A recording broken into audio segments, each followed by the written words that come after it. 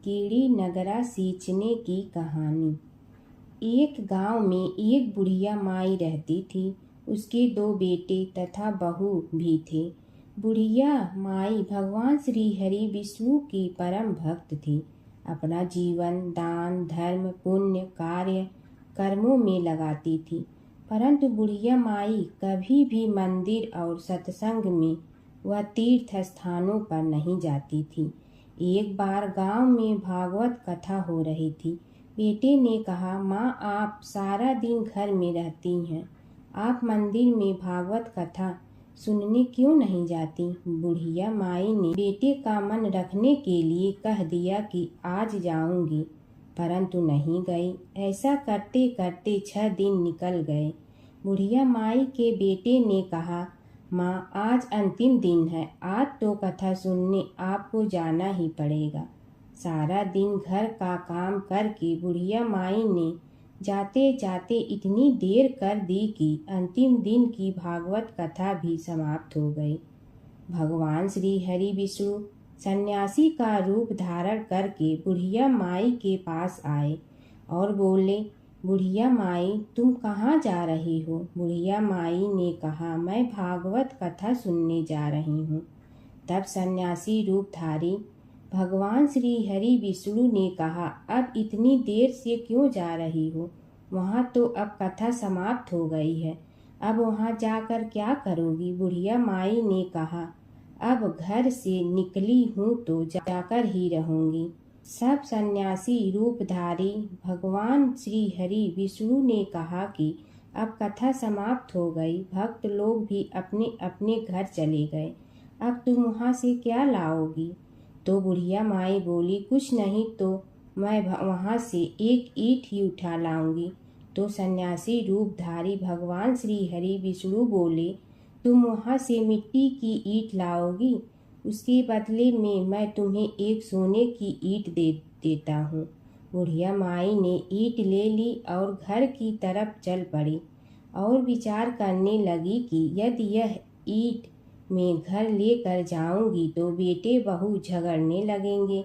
इसीलिए घर के आंगन में बाहर ही बुढ़िया माई ने वह ईंट जमीन में गाड़ दी। परंतु अब बुढ़िया माई का ध्यान उस ईंट पर ही रहने लगा।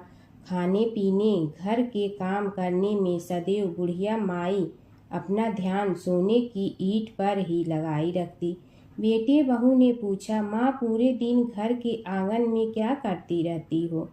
तो बुढ़िया माई ने कहा, मैं आने जाने वाले को देखती रहती हूँ। एक दिन बुढ़िया माई मर गई। यमराज के दूत बुढ़िया माई को लेने आए। बुढ़िया माई को लेकर धर्मराज जी के पास पहुँचे और धर्मराज जी को सारी बात बतलाई। धर्मराज जी ने बुढ़िया माई को कुतिया की योनि दे दी और कुतिया उसी पेड़ के नीचे बैठी रहती। बुढ़िया माई की बहू ने कहा, इस कुतिया को यहाँ से भगाओ, नहीं तो यह बच्चों को काट जाएगी। तो उसके बेटे ने उसकी पीठ पर एक लकड़ी मारी और बुढ़िया माई मर गई और को सर्प की योनि मिली। आंगन में सर्प को देखकर बेटे बहू ने किसी को काट नहीं जाए इसी डर से मार दिया। फिर बुढ़िया माई मरकर धर्मराज जी के पास पहुंची। बुढ़िया माई कीड़ी का रूप धारण करके उस आंगन में कीड़ी नगरा बना लिया। आंगन में कीड़ी नगरा हो गया। घर वाले बहुत परेशान हुए। घर वाले भोजन भी नहीं बना रहे थे और मन ही मन होने का स्मरण करने लगे।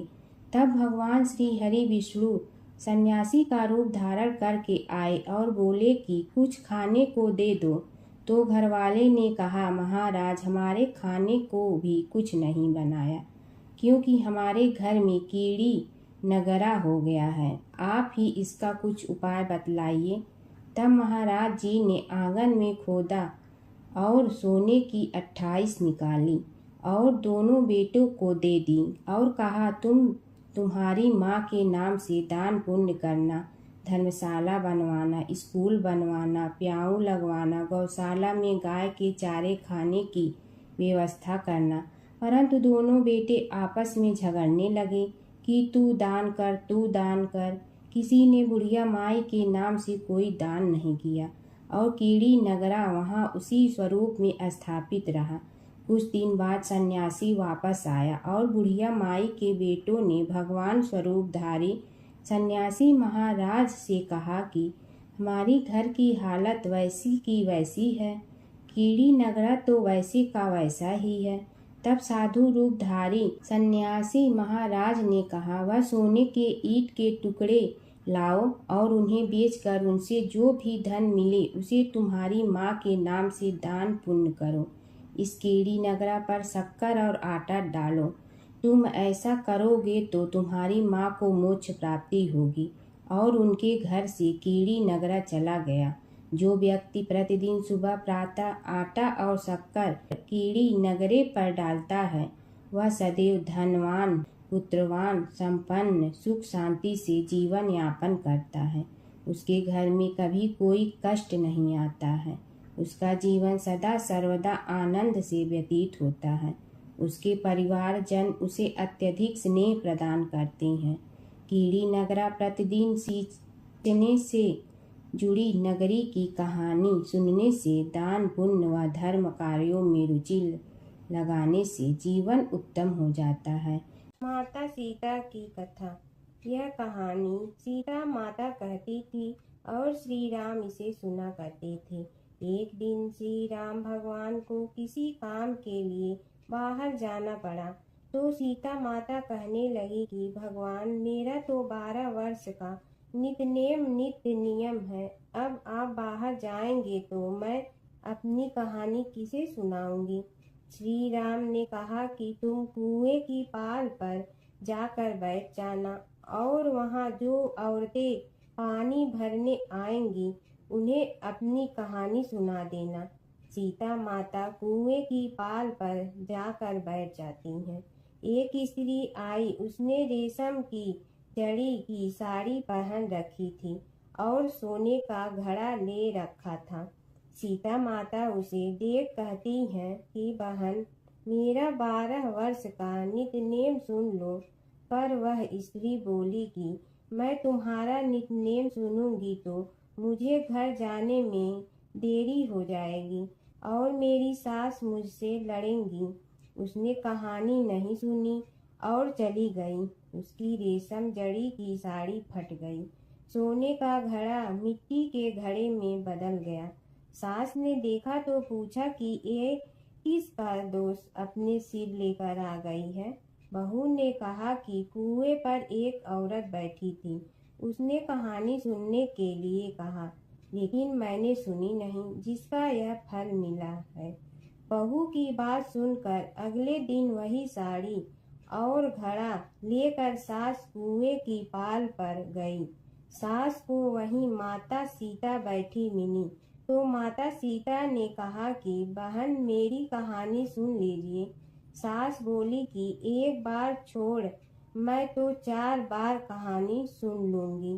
राम आए, लक्ष्मण आए, देश के पुजारी आए, नित नेम का नेम लाए, आओ राम बैठो राम, तपी रसोई जियो राम, माखन मिश्री खाओ राम, दूध बतासा पियो राम, सूत के पलका मोठो राम, साल दुसाला पोठो राम, साल दुसाला ओढ़ो राम, जब बोलो जब राम ही राम, राम संवारे सबके काम, खाली घर भंडार भरेंगे, सबका बेड़ा पार करेंगे, श्री राम जय राम जय जय राम। सास बोली कि बहन, कहानी तो बहुत अच्छी लगी। कहानी सुनकर सास घर चली गई और उसकी साड़ी फिर से रेशम जड़ी की बन गई। मिट्टी का घड़ा फिर सोने के घड़े में बदल गया। बहू कहने लगी, सासू माँ, आपने ये सब कैसे किया। सास ने कहा कि बहू, तू दोष लगा के आई थी और मैं अब दोष उतार कर आ रही हूँ। बहू ने फिर पूछा कि वह कुएं वाली स्त्री कौन है। सास बोली कि वे सीता माता थीं। वे पुराने से नया कर देती हैं, खाली घर में भंडार भर देती हैं। वह लक्ष्मी जी का वास घर में कर देती हैं। आदमी की जो भी इच्छा हो उसे पूरा कर देती हैं। बहू बोली कि ऐसी कहानी मुझे भी सुना दो। सास बोली कि ठीक है, तुम भी सुनो। और सास ने कहानी शुरू की। राम आए, लक्ष्मण आए, देश के पुजारी आए, नित नेम का नेम लाए, आओ राम बैठो राम। तपी रसोई जियो राम, माखन मिश्री खाओ राम। दूध बतासा पियो राम, सूत के पलका मोठो राम। साल दुसाला पोठो राम, साल दुसाला ओढ़ो राम। जब बोलो जब राम ही राम, राम संवारे सबके काम। खाली घर भंडार भरेंगे, सबका बेड़ा पार करें। श्री राम जय जय राम। कहानी सुनकर बहू बोली कि कहानी तो बहुत अच्छी है। सास ने कहा कि ठीक है, इस कहानी को रोज कहा करेंगे।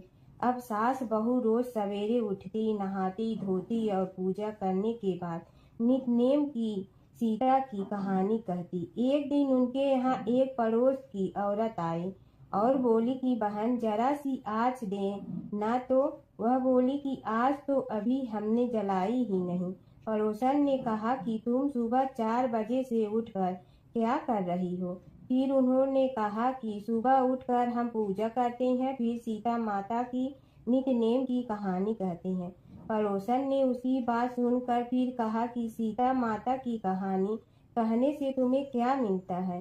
वे बोली कि इनकी कहानी कहने से घर में भंडार भर जाते हैं, सारे काम सिद्ध होते हैं, मन की इच्छा भी पूरी हो जाती है। पड़ोसन कहती है कि बहन ऐसी कहानी तो मुझे भी सुना दो। फिर वह बोली कि ठीक है, तुम भी यह कहानी सुन लो। राम आए लक्ष्मण आए, देश के पुजारी आए, नित नेम का नेम लाए, आओ राम बैठो राम। सारी कहानी सुनने के बाद पड़ोसन कहने लगी, बहन कहानी तो मुझे बहुत अच्छी लगी। अब वह पड़ोसन भी नित नेम सीता माता की कहानी कहने लगी। कहानी कहने से सीता माता ने पड़ोसन के भी भंडार भर दिए। अब तो पूरे मोहल्ले में नित नेम की कथा चल पड़ी। हर किसी की मनोकामना पूरी होने लगी। हे सीता माता, जैसे आपने उनके भंडार भरे, वैसे ही आप हमारे भी भंडार भरना, सबकी भरना, कहानी सुनने वाले के भी और कहानी कहने वाले के भी। भगवान विष्णु और नारद की कथा। एक बार नारद मुनि जी ने भगवान विष्णु जी से पूछा, हे भगवान, आपका इस समय सबसे प्रिय भक्त कौन है? अब विष्णु तो भगवान हैं, सो झट से समझ गए अपने भक्त नारद मुनि की बात और मुस्कुरा कर बोले, मेरा सबसे प्रिय भक्त उस गांव का एक किसान है। यह सुनकर नारद मुनि जी थोड़ा निराश हुए और फिर से एक प्रश्न किया, हे भगवान, आपका बड़ा भक्त तो मैं हूँ, तो फिर सबसे प्रिय क्यों नहीं? भगवान विष्णु जी ने नारद मुनि जी से कहा, इसका जवाब तो तुम खुद ही दोगे। जाओ एक दिन उसके घर रहो और फिर सारी बात मुझे बताना। नारद मुनि जी सुबह सवेरे मुंह अंधेरे उस किसान के घर पहुंच गए। देखा अभी अभी किसान जगा है और उसने अब सबसे पहले अपने जानवरों को चारा देता, फिर मुंह धोता, दैनिक कार्यों से निवृत्त होता, जल्दी जल्दी भगवान का नाम लिया, रूखी सूखी रोटी खाकर जल्दी जल्दी अपने खेतों पर चला गया। सारा दिन खेतों में काम किया और शाम को वापस घर आया। जानवरों को अपनी जगह बांधा, उन्हें चारा पानी डाला, हाथ धोया, मुंह धोया, फिर थोड़ी देर भगवान का नाम लिया, फिर परिवार के संग बैठकर खाना खाया और कुछ बातें की और फिर से सो गया। अब सारा दिन यह सब देखकर नारद मुनि जी भगवान विष्णु के पास वापिस आए और बोले, भगवान, मैं आज सारा दिन उस किसान के संग रहा, लेकिन वो तो ढंग से आपका नाम भी नहीं ले सकता। उसने थोड़ी देर सुबह थोड़ी देर शाम को और भी जल्दी जल्दी आपका ध्यान किया, और मैं तो 24 घंटे सिर्फ आपका ही नाम जपता हूँ। क्या आपका सबसे प्रिय भक्त वो गरीब किसान ही है? भगवान विष्णु जी ने नारद की बात सुनकर कहा, अब इसका जवाब भी तुम मुझे खुद ही देना। और भगवान विष्णु जी ने एक कलश अमृत से भरा नारद मुनि को थमाया और बोले, इस कलश को लेकर तुम तीनों लोगों की परिक्रमा कर के आओ, लेकिन ध्यान रहे अगर एक बूंद भी अमृत नीचे गिरा तो तुम्हारी सारी भक्ति और पुण्य नष्ट हो जाएगी। नारद मुनि तीनों लोकों की परिक्रमा करके जब भगवान विष्णु के पास वापस आए तो खुश होकर बोले, भगवान मैंने एक बूंद भी अमृत नीचे नहीं गिरने दिया। विष्णु भगवान ने पूछा, और इस दौरान तुमने मेरा नाम कितना बार लिया, मेरा स्मरण कितनी बार किया? तो नारद बोले, अरे भगवान जी, मेरा तो सारा ध्यान इस अमृत पर था, फिर आपका ध्यान कैसे करता? भगवान विष्णु ने कहा, हे नारद, देखो उस किसान को, वो अपना कर्म करते हुए भी नियमित रूप से मेरा स्मरण करता है, क्योंकि जो अपना कर्म करते हुए भी मेरा जाप करे वो ही मेरा सबसे प्रिय भक्त है। तुम तो सारे दिन खाली बैठे ही जप करते हो, और जब तुम्हें कर्म दिया तो मेरे लिए तुम्हारे पास समय ही नहीं था। तो नारद मुनि सब समझ गए और भगवान के चरण पकड़ कर बोले, हे भगवान, आपने मेरा अहंकार तोड़ दिया, आप धन्य हैं। जमुना की कहानी। प्राचीन समय में एक गांव था जिसमें दो बहनें रहा करती थी। एक बहन का नाम गंगा था तो दूसरी बहन का नाम जमुना था। एक बार दोनों बहनें एक साहूकार के खेत से गुजर रही थी तो जमुना ने 13 दाने जौ के तोड़ लिए, जिसे देख गंगा बोली कि तुझे तो ग्रहण लग गया, तूने चोरी की है। इस पर जमुना बोली कि अब मेरा ग्रहण कैसे धुलेगा? गंगा ने कहा कि तुझे 12 साल तक साहूकार के यहाँ नौकरी करनी पड़ेगी, तभी तेरा पाप धुलेगा और ग्रहण से मुक्ति मिलेगी। जमुना साहूकार के यहाँ नौकरी के लिए जाती है और अपने लिए काम मांगती है। साहूकार उसे काम पर रख लेता है, लेकिन काम करने से पहले जमुना उसे कहती है कि मैं सारे काम करूंगी लेकिन 4 काम नहीं करूंगी।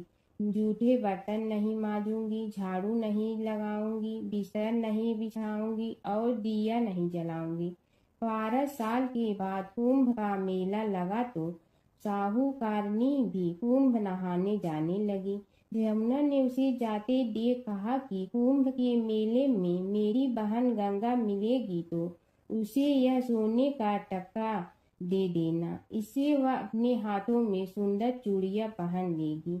साहूकारनी ने कुंभ के मेले में गंगा को वह सोने का टका दे दिया। गंगा ने उनसे वह टका लेते हुए कहा कि मेरी बहन को कहना कि उसके 12 वर्ष पूरे हो गए हैं, अब वह वहां वापिस आ जा। साहूकार व साहूकारनी वापिस घर आए तब जमुना मटके में पानी भर रही थी। दोनों जमुना से बोले कि हमने सोने का वह टका तेरी बहन गंगा को दे दिया था और उसने कहा है कि तेरे 12 वर्ष पूरे हो गए हैं, इसलिए अब तुम वापिस जाओ। यह समाचार सुनते ही जमुना सहस्त्र धारा में बदल गई और बहने लगी। जमुना जी का यह रूप देखकर साहूकार और साहूकारनी परेशान हो गई थी। हमारे घर में जमुना माता ने काम किया, हमें तो अब ग्रहण लग गया है, हम यह ग्रहण कैसे उतारेंगे? जमुना भागकर गंगा माता के पास चली गई।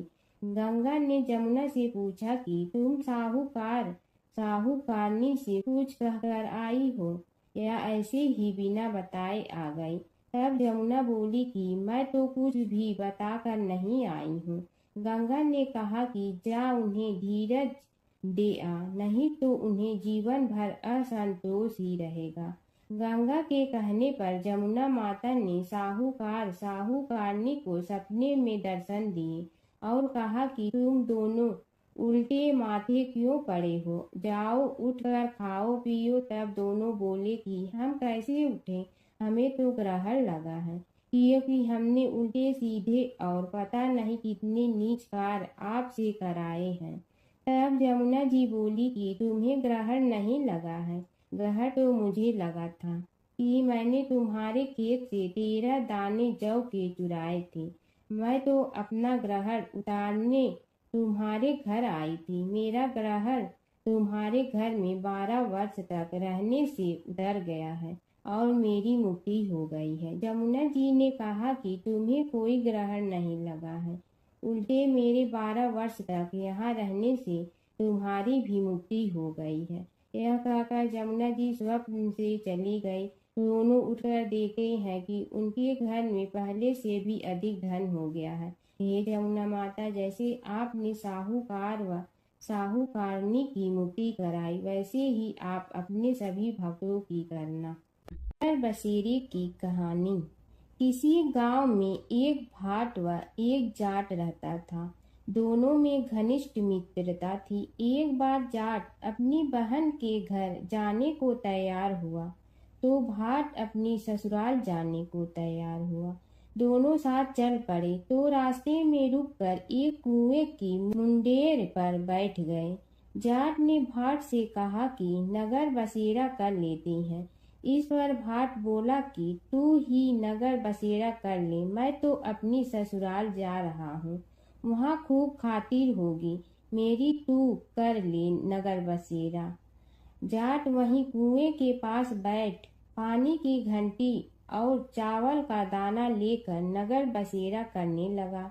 नगर बसेरा करने के साथ जाट कहने लगा कि नगर बसेरा जो करे सो मल धोवे पाँव, ताता माड़ा तापसी देगी मेरी माँ, माँ देगी मावशी तेगी द्वारका का वास, मीठा मीठा घास वृंदावन का वास, 5 कुल्ठी छठी रास, मेरी जीवड़ो श्री कृष्ण के पास, डालू पानी हो जाए घी, झट से निकल जाए मेरा जी। यह सब कर कर के वह जाट बहन के पास चल पड़ा। जाट की बहन ने भाई के आने पर उसकी खातिर की। खी बूरा के साथ भाई को जिमाया। दोनों ने बैठकर ढेर सारी बातें की। इधर भाट अपने ससुराल पहुंचा तो वहां आग लगी हुई थी। आग बुझाने वह भी लग गया, जिसमें हाथ मुंह भी काले हो गए और खुद भी थोड़ा सुलझ गया। ना रोटी ना पानी के लिए ही किसी ने पूछा। एक पड़ोसन आई तो उसने भाट की सास को कहा कि जमाई आया है, जरा उस आओ भगत कर लो। बुढ़िया बोली कि सब कुछ तो जल गया है, अब कहाँ से आओ भगत करूं। तब पड़ोसन ने ही भाट को एक रोटी के साथ छाछ दी। उसने वही खाकर गुजारा किया।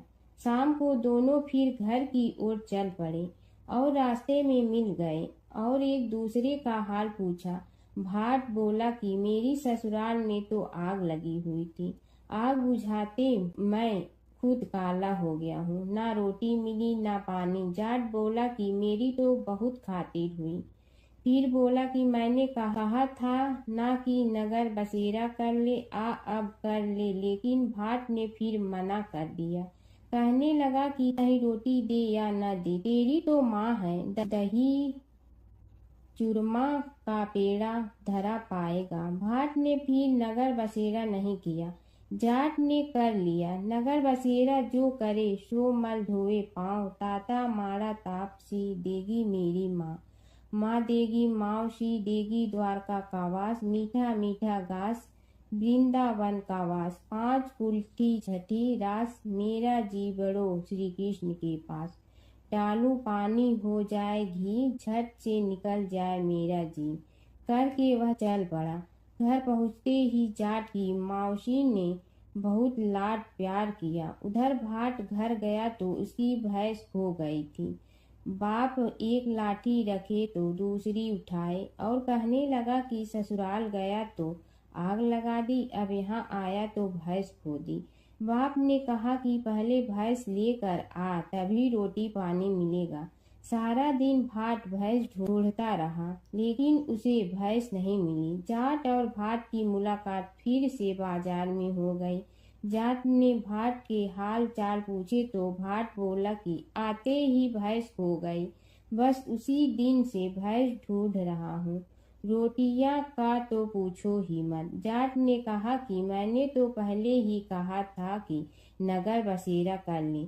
जाट की बात सुनकर भाट बोला कि तेरे नगर बसेरे में इतनी ताकत है तो चल अब कर लेते हैं। दोनों ने बैठकर नगर बसेरा किया। नगर बसेरा जो करे सो मल धोवे पाँव, ताता मारा तापसी देगी मेरी माँ। माँ देगी मौसी देगी द्वारका का वास, मीठा मीठा घास वृंदावन का वास। 5 फूल की छठी रास, मेरा जीवड़ो श्री कृष्ण के पास। डालू पानी हो जाए घी, झट से निकल जाए मेरा जी। दोनों के नगर बसेरा करने पर भाट जैसे ही आगे बढ़ा तो उसकी खोई भैंस मिल गई, जिसे लेकर घर पहुंचा। घर पहुंचते ही माँ ने कहा कि लड़के को आते ही घर से निकाल दिया, सारे दिन से ये भूखा प्यासा भटक रहा है। यह कहकर उसकी माँ ने उसको खूब खिलाया पिलाया। इस घटना के बाद सारे नगर में ढिंढोरा पिटवा गया कि कब कोई अपने पीहर या सास से आते जाते नगर बसेरा करें। जैसे भाट को नगर बसेरा करने का फल मिला, वैसे ही हर किसी को मिले। एक समय की बात है कि विष्णु भगवान का विवाह लक्ष्मी जी के साथ निश्चित हो गया। विवाह की तैयारी होने लगी। सभी देवताओं को निमंत्रण भेजे गए, परंतु गणेश जी को निमंत्रण नहीं दिया।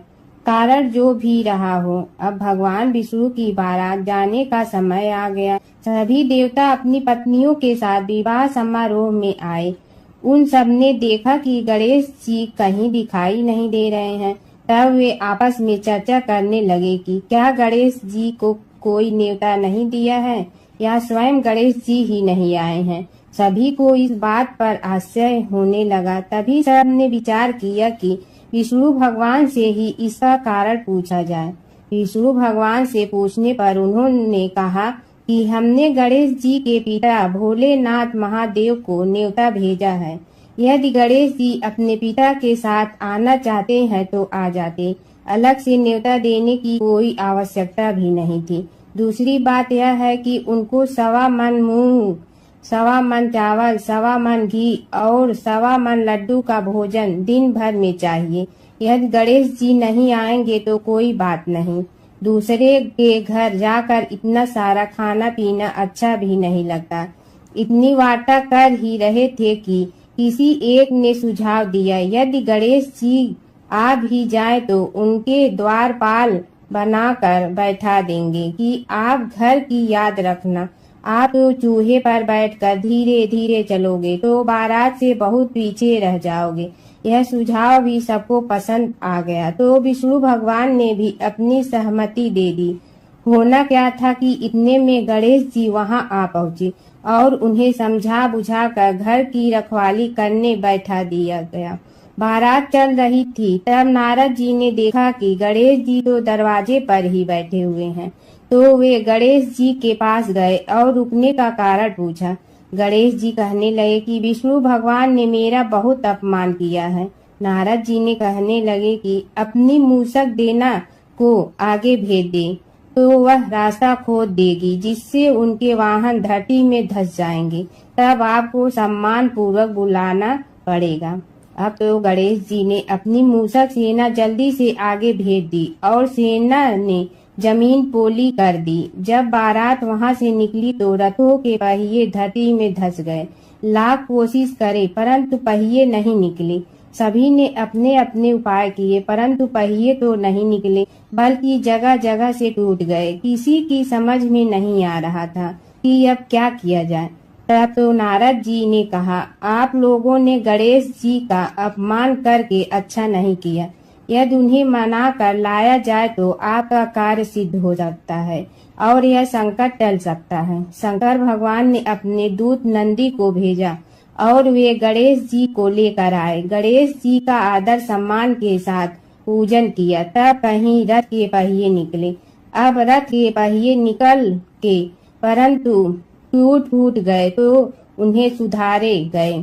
पास के खेत में खाती काम कर रहा था, उसे बुलाया गया। खाती अपना कार्य करने के पहले श्री गणेशाय नमः कहकर गणेश जी की वंदना मन ही मन करने लगा। देखते ही देखते खाती ने सभी पहियों को ठीक कर दिया।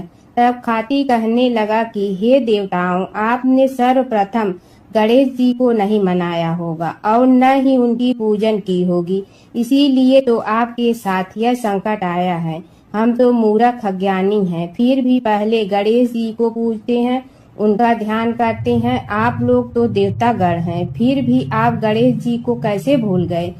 अब आप लोग भगवान श्री गणेश जी की जय बोल कर जाएं तो आपके सब काम बन जाएंगे और संकट कट जाएंगे।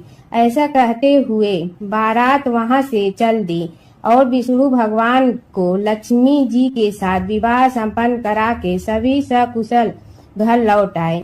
हे गणेश जी महाराज, आपने विष्णु को जैसे कारज सारियों ऐसे कारज सबको। प्राचीन काल की बात है। नैमिषारण्य क्षेत्र में ऋषि, महर्षि और साधु संतों का समाज जुड़ा था। उसमें श्री सूत जी भी विद्यमान थे। शौनक जी ने उनकी सेवा में उपस्थित होकर निवेदन किया कि हे अज्ञान रूप घोर तिमिर को नष्ट करने में करोड़ों सूर्यों के समान प्रकाशमान श्री सूत जी हमारे कानों के लिए अमृत के समान जीवन प्रदान करने वाले कथा तत्व का वर्णन कीजिए। हे सूत जी, हमारे हृदयों में ज्ञान के प्रकाश की वृद्धि तथा भक्ति, वैराग्य और विवेक की उत्पत्ति जिस कथा से हो सकती हो, वह हमारे प्रति कहने की कृपा कीजिए। शौनक जी की जिज्ञासा से सूत जी बड़े प्रसन्न हुए। पूरा तन इतिहासों के स्मरण से उनका शरीर पुलकायमान हो रहा था। वे कुछ देर उसी स्थिति में विराजमान रहकर कुछ विचार करते रहे और अंत में बोले, शौनक जी, इस विषय में आपके चित्त में बड़ी जिज्ञासा है। आप धन्य हैं जो सदैव ज्ञान की प्राप्ति में तत्पर रहते हुए विभिन्न पुराण कथाओं की जिज्ञासा रखते हैं। आज मैं आपको ज्ञान के परम स्रोत रूप श्री गणेश जी का जन्म कर्म रूप चरित्र सुनाऊंगा। गणेश जी से ही सभी ज्ञानों, सभी विद्याओं का उद्भव हुआ है। अब आप सावधान चित्त से विराजमान हो। श्री गणेश जी के ध्यान और नमस्कार पूर्वक उनका चरित्र श्रवण करें।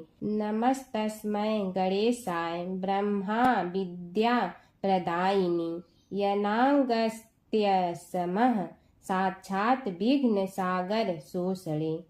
कैसे हैं वे श्री गणेश जो सभी प्रकार की ब्रह्म विद्याओं को प्रदान करने वाले अर्थात ब्रह्मा के सगुण और निर्गुण स्वरूप पर प्रकाश डालने और जीव ब्रह्मा का अभेद प्रतिपादन करने वाली विद्याओं के दाता हैं। वे विघ्नों के समुद्रों को महर्षि अगस्त्य के समान शोषण करने में समर्थ हैं। इसलिए उनका नाम विघ्न सागर शोषक के नाम से प्रसिद्ध है। मैं उन भगवान श्री गणेश जी को नमस्कार करता हूँ। प्रथम पूजा के अधिकारी श्री गणेश जी, यह कहकर सूत जी कुछ समय के लिए मौन हो गए और फिर बोले, शौनक जी, भगवान गणेश जी ही सर्वप्रथम पूजा प्राप्ति के अधिकारी हैं। किसी भी देवता की पूजा करो, पहले उनकी पूजा करो। शौनक जी ने निवेदन किया, हे भगवान, हे सूत, सर्वप्रथम यह बताने की कृपा कीजिए कि गणेश जी को प्रथम पूजा का अधिकार किस प्रकार प्राप्त हुआ। इस विषय में मेरी बुद्धि मोह को प्राप्त हो रही है कि सृष्टि रचयिता ब्रह्मा जी, पालन करता भगवान नारायण और संहार करता शिव जी में से किसी को प्रथम पूजा का अधिकारी क्यों नहीं माना गया। यह त्रिदेव ही तो सबसे बड़ा देवता माने जाते हैं। सूत जी ने कहा, शौनक जी, यह भी एक रहस्य ही है। देखो, अधिकार मांगने से नहीं मिलता, इसके लिए योग्यता होनी चाहिए। संसार में अनेकों देवी देवताएं पूजे जाते हैं। पहले जो जिसका इष्ट देव होता है वह उसी की पूजा किया करता है। इससे बड़े देवताओं के महत्व में कमी आने की आशंका उत्पन्न हो गई। इस कारण देवताओं में परस्पर विवाद होने लगा। वे उसका निर्णय प्राप्त करने के लिए शिव जी के पास पहुँचे और प्रणाम करके पूछने लगे, प्रभु, हम सब में प्रथम पूजा का अधिकारी कौन है। शिव जी सोचने लगे कि किसे प्रथम पूजा का अधिकारी माने। तभी उन्हें एक युक्ति सूझी। बोले, देवगण, इसका निपटारा बातों से नहीं तथ्यों से होगा। इसके लिए एक प्रतियोगिता रखनी होगी, शिव की परिक्रमा करने की प्रतियोगिता। देवगण उनका मुख देखने लगे, शंकित हृदय से सोचने लगे कि कैसी प्रतियोगिता रहेगी। यह शिव जी ने उनके मन के भाव ताड़ लिए, इसलिए सांत्वना भरे शब्दों में बोले, घबराओ मत, कोई कठिन परीक्षा नहीं ली जाएगी। बस इतना ही कि सभी अपने अपने वाहनों पर चढ़कर संसार की परिक्रमा करो और फिर यहाँ लौट आओ। जो पहले लौटेगा वही सर्वप्रथम पूजा का अधिकारी होगा। अब क्या देर थी, सभी अपने अपने वाहन पर चढ़कर दौड़ पड़े। किसी का वाहन गजराज था तो किसी का सिंह, किसी का भैंसा तो किसी का मृग, किसी का हंस तो किसी का उल्लू, किसी का अश्व तो किसी का श्वान। अभिप्राय यह है कि वाहनों को विविधता के दर्शन उस समय जितने भले प्रकार से हो सकते थे उतने अन्य समय में नहीं। सबसे गया बीता वाहन गणेश जी का था मूषक, उससे चूहा भी कहते हैं। ऐसे वाहन के बल भरोसे इस प्रतियोगिता में सफल होना तो क्या, सम्मिलित होना भी हास्यास्पद है। गणेश जी ने सोचा, छोड़ो, क्या होगा प्रतियोगिता में भाग लेने से, हम तो यहाँ बैठे रहकर ही तमाशा देखेंगे। वे बहुत देर तक विचार करते रहे। अंत में उन्हें एक युक्ति सूझी। शिव जी स्वयं ही जगदाता हैं, यह संसार उन्हीं का प्रतिबिंब है, तब क्यों न इन्हीं की परिक्रमा कर ली जाए। इनकी परिक्रमा करने से ही संसार की परिक्रमा हो जाएगी। ऐसा निश्चय कर उन्होंने मूषक पर चढ़कर शिव जी की परिक्रमा की और उनके समक्ष जा पहुँचे। शिव जी ने कहा, तुमने परिक्रमा पूर्ण कर ली? उन्होंने उत्तर दिया, जी हाँ। शिव जी सोचने लगे कि इसे तो यहीं घूमते हुए देखा, फिर परिक्रमा कैसे कराया। देवताओं का परिक्रमा करके लौटना आरंभ हुआ और उन्होंने गणेश जी को वहां बैठे देखा तो माथा ठनक गया। फिर भी साहस करके बोले, अरे तुम विश्व की परिक्रमा के लिए नहीं गए? गणेश जी ने कहा, अरे मैं कब का यहाँ आ गया। देवता बोले, तुम्हें तो कहीं भी नहीं देखा। गणेश जी ने उत्तर दिया, देखते कहाँ से, समस्त संसार शिव जी में विद्यमान है। इनकी परिक्रमा करने से ही संसार की परिक्रमा पूर्ण हो गई।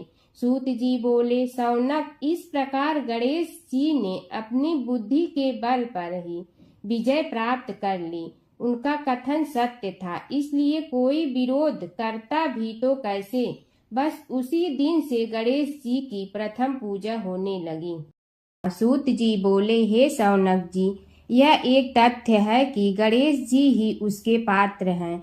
वे बड़े देवता का भी कार्य सिद्धि में विघ्न उपस्थित होने पर उन विघ्न राज का आश्रय न लिया हो। हे शौनक, वे देव भी बड़े दयालु हैं। नाम तो शिव जी का ही आशुतोष है, किंतु वे सर्वात्मा और सर्वरक्षक प्रभु तो शिव जी की अपेक्षा भी शीघ्र ही प्रकट हो जाते हैं। उनका भक्त कभी किसी संकट में नहीं पड़ता। यदि प्रारब्ध वशात कभी किसी विपत्ति में पड़ भी जाता है तो गणेश्वर की उपासना करने पर उनके अनुग्रह से उनके समस्त दुख दूर होकर परम सुख की प्राप्ति होती है। शौनक ने कहा, हे सूत जी, हे महाभाग, हे प्रभु, मैं गणेश जी के विभिन्न चरित्रों का अध्ययन करना चाहता हूँ, तो मुझे बताइए कि किस ग्रंथ का अवलोकन करूँ। हे दयामय, आपको तो उनके समस्त चरित्र विदित है कि यदि आप ही उन्हें सुनाने की कृपा करें तो मेरा अत्यधिक उपकार होगा। सूत जी बोले, हे शौनक भगवान, गणेश्वर के इतने चरित्र हैं कि उन सब का कथन इस जिह्वा से संभव नहीं, क्योंकि प्रभु अनंत, प्रभु चरित्र अनंता वाली बात समस्त विद्वान ऋषि मुनि कहते हैं। फिर भी गणेश जी प्रथम पूजा के अधिकारी होने के कारण समस्त देव चरित्रों में जुड़े हुए हैं, इसलिए उनका प्रभाव भी सर्वाधिक व्यापक है। हे मुने, हे शौनक, वे भगवान सर्वसमर्थ हैं। वे सभी का तिरस्कार करने में समर्थ हैं, किंतु उनका तिरस्कार कोई भी नहीं कर सकता। यह त्रिलोक्य उन्हीं भगवान के संकेत पर नित्य करता है। इसकी समस्त क्रियाएं उन्हीं की इच्छा पर आश्रित हैं।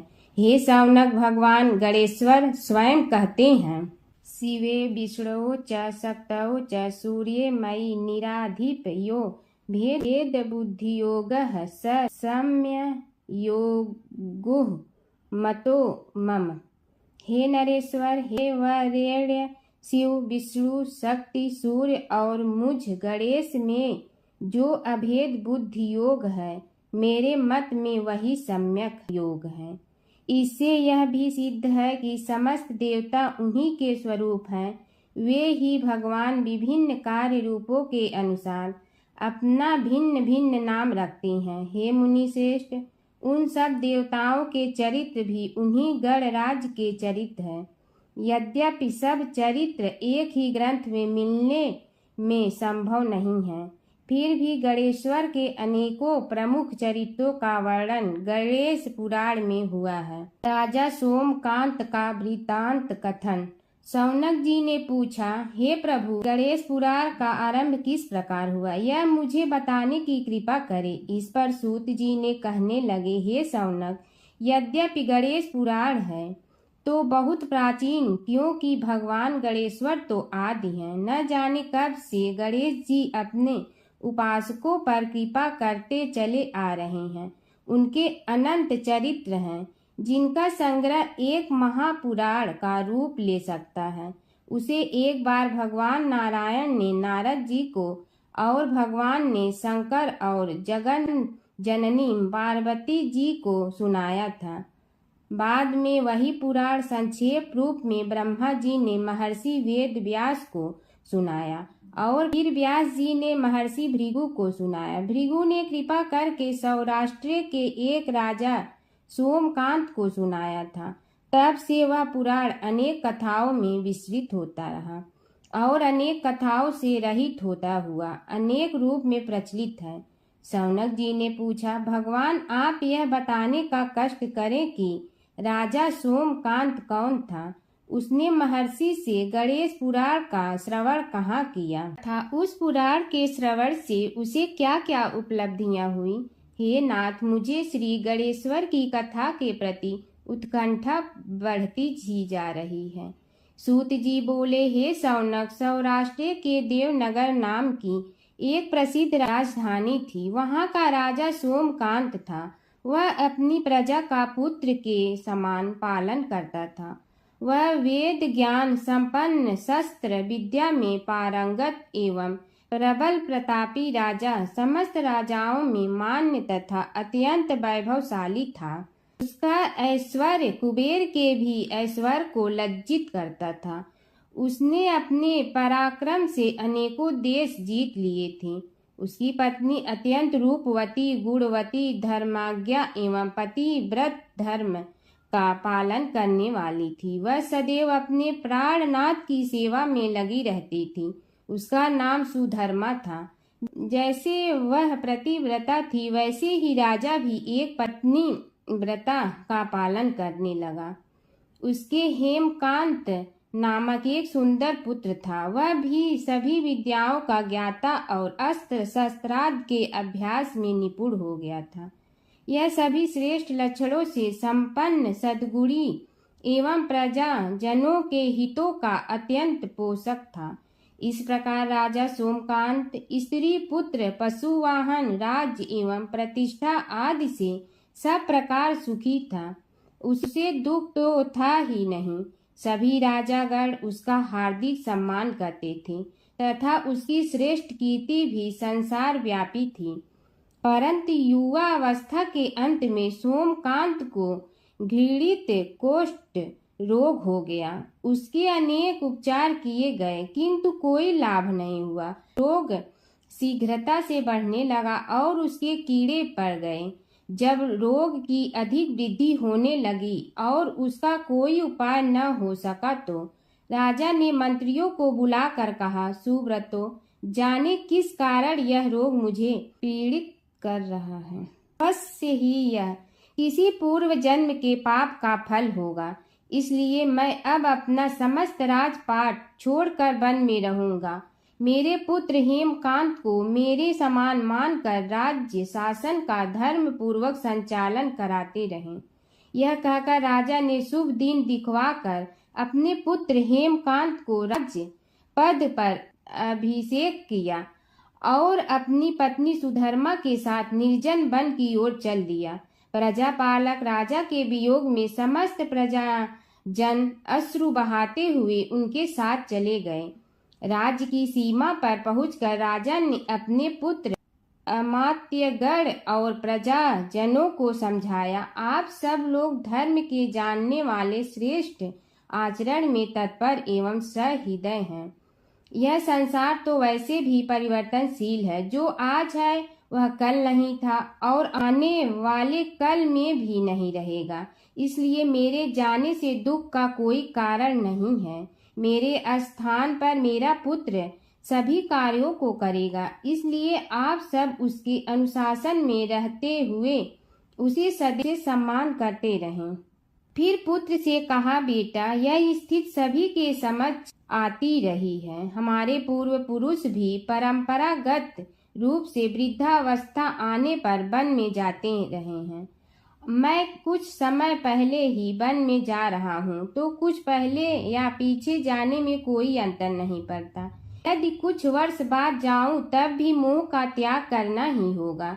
इसलिए हे वत्स, तुम दुखित मत हो और मेरी आज्ञा मानकर राज्य शासन को ठीक प्रकार चलाओ।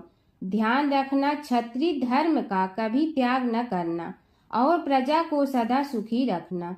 इस प्रकार राजा सोमकांत ने सभी को समझा बुझाकर वहां से वापस लौट आया और स्वयं अपनी पतिव्रता भार्या के साथ वन में प्रवेश किया। पुत्र हेमकांत के आग्रह से उसने सुबल और ज्ञान गम्य नामक 2 आत्माओं को भी साथ ले लिया। उन सब ने एक समतल एवं सुंदर स्थान देखकर वहां विश्राम किया। तभी उन्हें एक मुनि कुमार दिखाई दिया। राजा ने उससे पूछा, तुम कौन हो, कहाँ रहते हो? यदि उचित समझो तो मुझे बताओ। मुनि बालक ने कोमल बाड़ी में कहा, मैं महर्षि भृगु का पुत्र हूँ। मेरा नाम च्यवन है। हमारा आश्रम निकट में ही है। अब आप भी अपना परिचय दीजिए। राजा ने कहा, मुनि कुमार, आपका परिचय पाकर मुझे बड़ी प्रसन्नता हुई। मैं सौराष्ट्र के देवनगर नामक राज्य का अधिपति रहा हूँ। अब अपने पुत्र को राज्य देकर मैंने अरण्य की शरण ली है। मुझे कुष्ठ रोग अत्यंत पीड़ित किए हुए हैं। उसकी निवृत्ति का कोई उपाय करने वाला हो तो कृपा कर मुझे बताइए।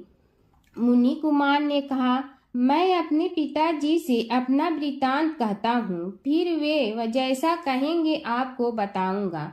यह कहकर मुनि बालक चला गया और कुछ देर में ही आकर बोला, राजन, मैंने आपका वृतांत अपने पिताजी को बताया। उनकी आज्ञा हुई है कि आप सब मेरे साथ आश्रम में चलकर उनसे भेंट करें, तभी आपके रोग के विषय में भी विचार किया जाएगा।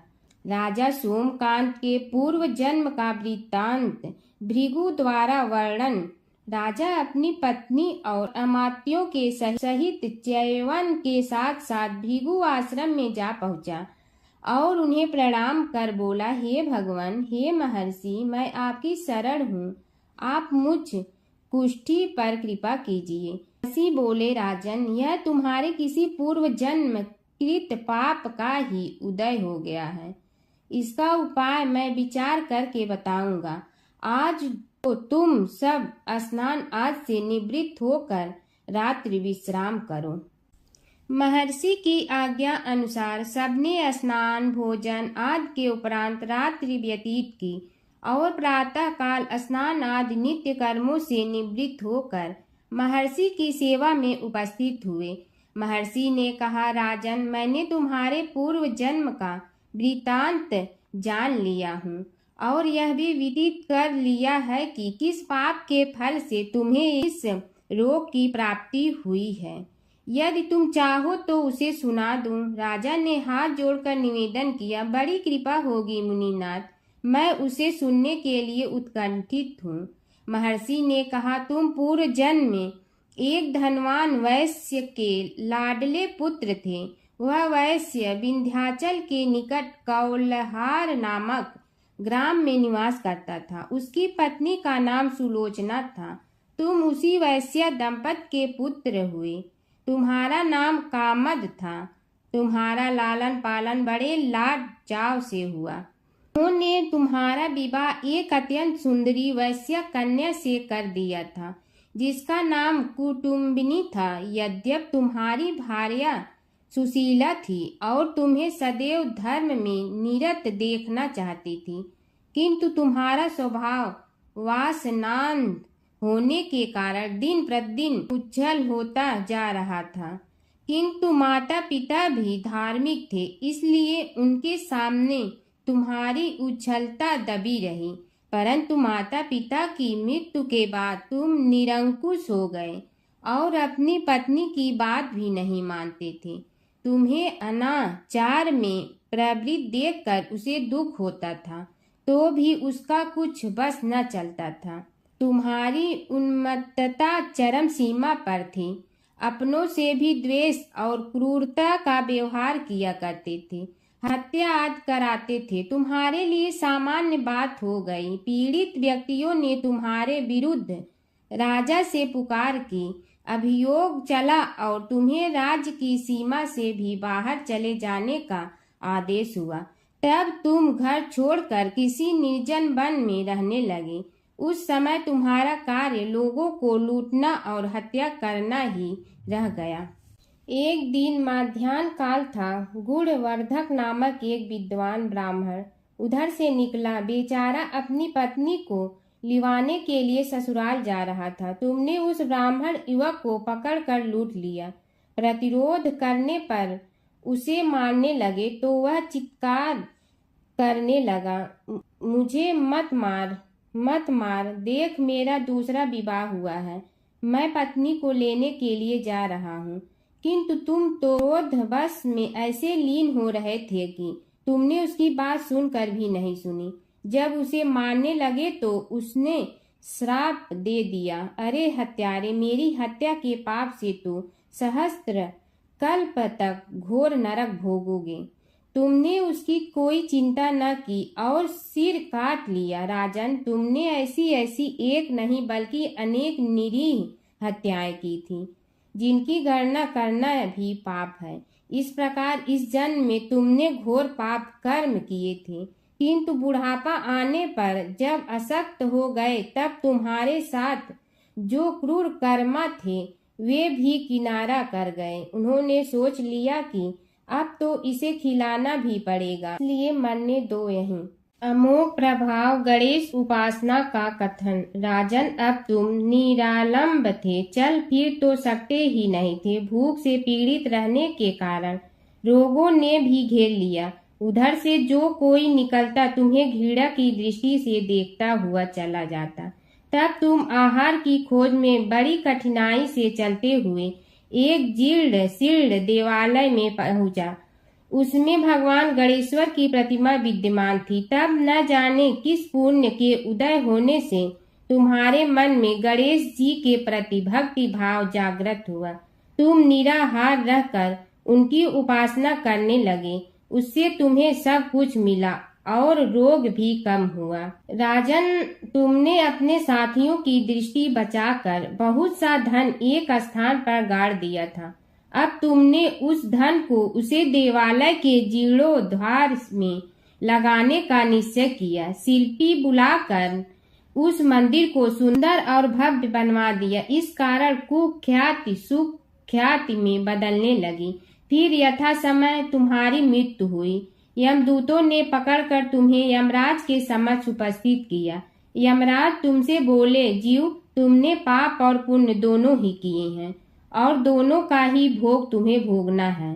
किंतु पहले पाप का फल भोगना चाहते हो पुण्य का। इसके उत्तर में तुमने प्रथम अपने पुण्य कर्मों के भोग की इच्छा प्रकट की और इसीलिए उन्होंने तुम्हें राजकुल में जन्म लेने के लिए भेज दिया।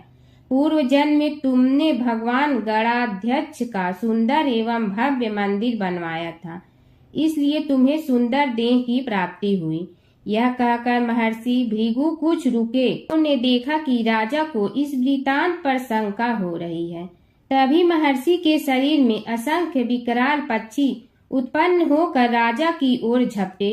उनकी चोंच बड़ी तीक्ष्ण थी, जिनसे वे राजा के शरीर को नोच नोच कर खाने लगे। उसके कारण उत्पन्न असहनीय पीड़ा से व्याकुल हुए राजा ने महर्षि के समक्ष हाथ जोड़कर निवेदन किया, प्रभु आपका आश्रम तो समस्त द्वेष आदि से परे है और यहाँ मैं आपकी शरण में बैठा हूँ, तब यह पक्षी मुझे आकर ही क्यों पीड़ित कर रहे हैं। हे मुनिनाथ, इनसे मेरी रक्षा कीजिए। महर्षि ने राजा के अंतर्वचन सुनकर सांत्वना देते हुए कहा, राजन, तुमने मेरे वचनों में शंका की थी और जो मुझ सत्यवादी के कथन में शंका करते हैं उसे खाने के लिए मेरे शरीर से इसी प्रकार पक्षी प्रकट हो जाते हैं, जो कि मेरे हुंकार करने पर भस्म हो जाया करते हैं। यह कर महर्षि ने हुंकार की और तभी वे समस्त पक्षी भस्म हो गए। राजा श्रद्धावनत होकर उनके समक्ष अश्रुपात करता हुआ बोला, प्रभु अब आप पाप से मुक्त होने का उपाय कीजिए। महर्षि ने कुछ विचार कर कहा, राजन, तुम पर भगवान गणेश्वर की कृपा सहज रूप से है और वे ही प्रभु तुम्हारे पापों को भी दूर करने में समर्थ हैं, इसलिए तुम उनके पाप नाशक चरित्रों का श्रवण करो। गणेश पुराण में उनके चरित्रों का भले प्रकार वर्णन हुआ है, अतएव तुम श्रद्धा भक्ति पूर्वक उसी को सुनने में चित्त लगाओ। राजा ने प्रार्थना की, महामुनि, मैंने गणेश पुराण का नाम भी आज तक नहीं सुना, तो उनके सुनने का सौभाग्य कैसे प्राप्त कर सकूंगा। हे नाथ, आपसे अधिक ज्ञानी और प्रकांड विद्वान और कौन हो सकता है। आप ही मुझ पर कृपा कीजिए। महर्षि ने राजा की दीनता देखकर उसके शरीर पर अपने कमंडल का मंत्रपूत जल छिड़का। तभी राजा को एक छींक आई और नासिका से एक अत्यंत छोटा काले वर्ण का पुरुष बाहर निकल आया। देखते देखते वह बढ़ गया। उसके भयंकर रूप को देखकर राजा कुछ भयभीत हुआ, किंतु समस्त आश्रमवासी वहां से भाग गए। वह पुरुष महर्षि के समक्ष हाथ जोड़कर खड़ा हो गया। उन्हें उसकी ओर देखा और कुछ उच्च स्वर में बोले, तू कौन है, क्या चाहता है। वह बोला, मैं साक्षात पाप हूँ, समस्त पापियों के शरीर में मेरा निवास है।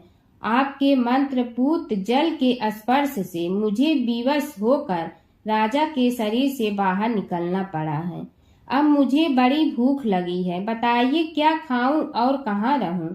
महर्षि बोले, तू उस आम के अवकाश स्थान में निवास कर और उसी वृक्ष के पत्ते खाकर जीवन निर्वाह कर। यह सुनते ही वह पुरुष आम के वृक्ष के पास पहुंचा, किंतु उसके स्पर्श मात्र से वह वृक्ष जलकर भस्म हो गया। फिर जब पाप पुरुष को रहने के लिए कोई स्थान दिखाई न दिया तो वह भी अंतर्हित हो गया।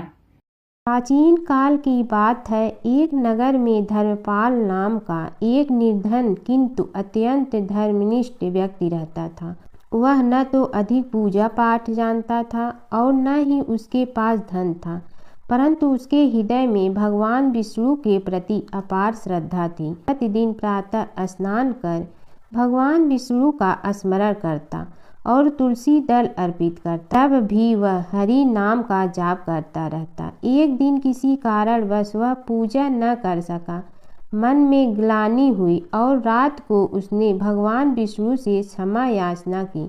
उसी रात उसे स्वप्न में विष्णु ने दर्शन दिए और कहा, हे भक्त, जो भी व्यक्ति श्रद्धा से मेरा स्मरण करता है मैं उसके सभी पाप हर लेता हूँ। भक्ति में विधि नहीं भाव प्रधान होता है। कुछ समय बाद धर्मपाल के जीवन की सभी कठिनाइयाँ दूर हो गई। उसके घर में सुख शांति और समृद्धि आ गई। अंत समय में उसे वैकुंठ लोक की प्राप्ति हुई। विष्णु भगवान की कथा। एक नगर में एक सेठ व एक सेठानी रहते थे और सेठानी रोज विष्णु भगवान की पूजा करती थी। सेठ को उसका पूजा करना बिल्कुल अच्छा नहीं लगता था। इसी वजह से एक दिन सेठ ने सेठानी को घर से निकाल दिया। घर से निकलने पर वह जंगल की ओर गई तो देखा 4 आदमी मिट्टी खोदने का काम कर रहे थे। उसने कहा कि मुझे नौकरी पर रख लो। उन्होंने उसे रख लिया, लेकिन मिट्टी खोदने से सेठानी के हाथों में छाले पड़ गए और उसके बाल भी उड़ गए। वह आदमी कहते हैं कि बहन, लगता है तुम किसी अच्छे घर की महिला हो। तुम्हें काम करने की आदत नहीं है। तुम एक काम रहने दो और हमारे घर का काम कर लिया करो। वह चारों आदमी उसे अपने साथ घर ले गए और वह 4 मुट्ठी अनाज लाते और सभी बांट कर खा लेते। एक दिन सेठानी ने कहा कि कल से 8 मुट्ठी अनाज लाना। अगले दिन वह 8 मुट्ठी अनाज लाए और सेठानी पड़ोसन से आग मांग लाई। उसने भोजन बनाया, विष्णु भगवान को भोग लगाया, फिर सभी को खाने को दिया। सारे भाई बोले कि बहन, आज तो भोजन बहुत स्वादिष्ट बना है। सेठानी ने कहा कि भगवान का जूठा है तो स्वाद तो होगा ही। सेठानी के जाने के बाद सेठ भूखा रहने लगा और आस पड़ोस के सारे लोग कहने लगे कि ये तो सेठानी के भाग्य से खाता था।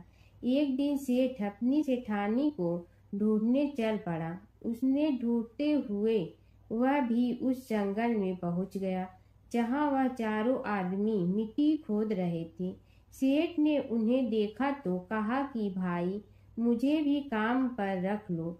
उन आदमियों ने उसे काम पर रख लिया, लेकिन मिट्टी खोदने से उसके भी हाथों में छाले पड़ गए और बाल उड़ने लगे। उसकी यह हालत देख चारों बोले कि तुम्हें काम की आदत नहीं है, तुम हमारे साथ चलो और हमारे घर में रह लो। सेठ उन चारों आदमियों के साथ उनके घर चला गया और जाते ही उसने सेठानी को पहचान लिया, लेकिन सेठानी घूंघट में थी तो सेठ को देख नहीं पाई।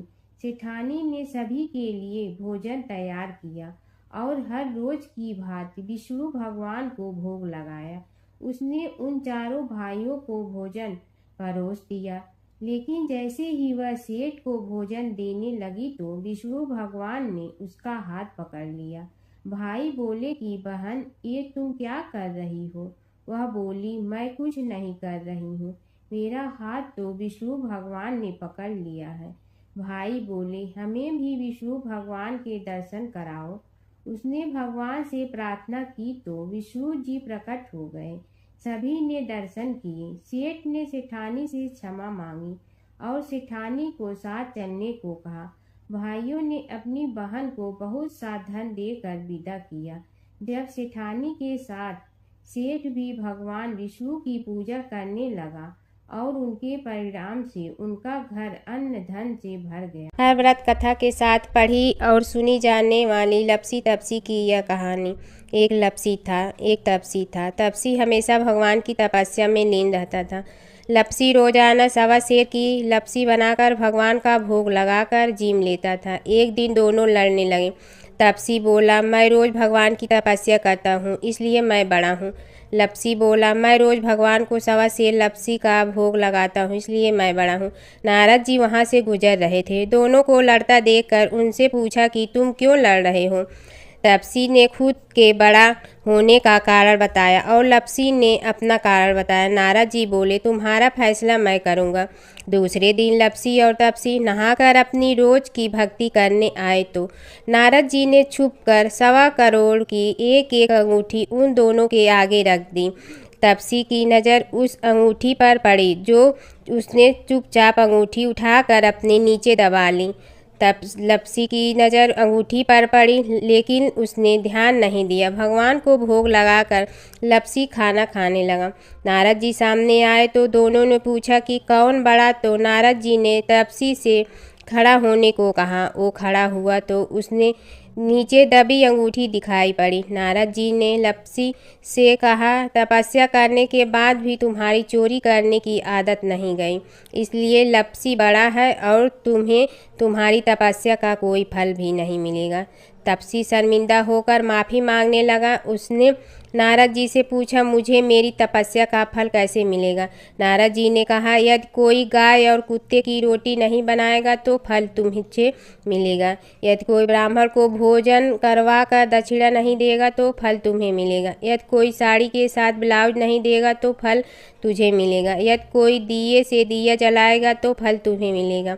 यदि कोई सारी कहानी सुने लेकिन तुम्हारी कहानी नहीं सुने तो फल तुझे मिलेगा। उसी दिन से हर व्रत कथा कहानी के साथ लपसी तपसी की कहानी भी सुनी और कही जाती है। ओम जय जगदीश हरे स्वामी, जय जगदीश हरे। भक्त जनों के संकट क्षण में दूर करे। ओम जय जगदीश हरे। जो ध्यावे फल पावे, दुख बिन दे मन का। सुख संपत्ति घर आवे, कष्ट मिटे तन का। ओम जय जगदीश हरे।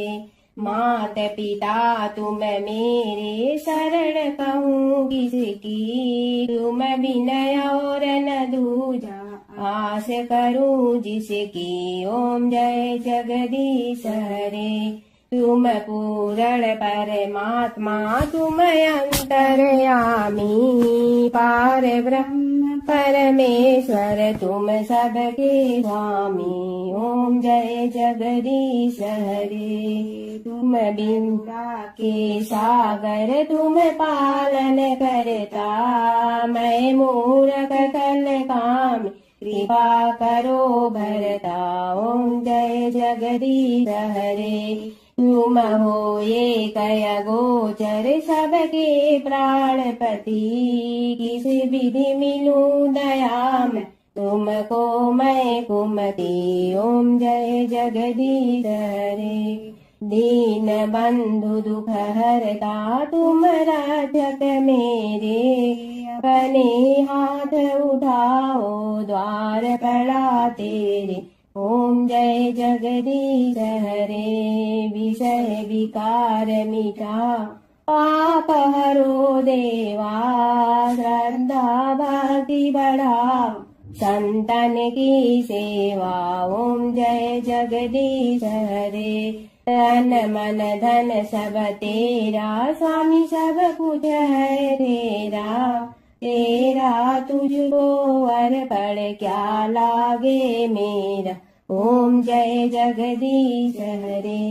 जय जगदीश हरे स्वामी, जय जगदीश हरे। भक्त जनों के संकट क्षण में दूर करे। ओम जय जगदीश हरे स्वामी, जय जगदीश हरे।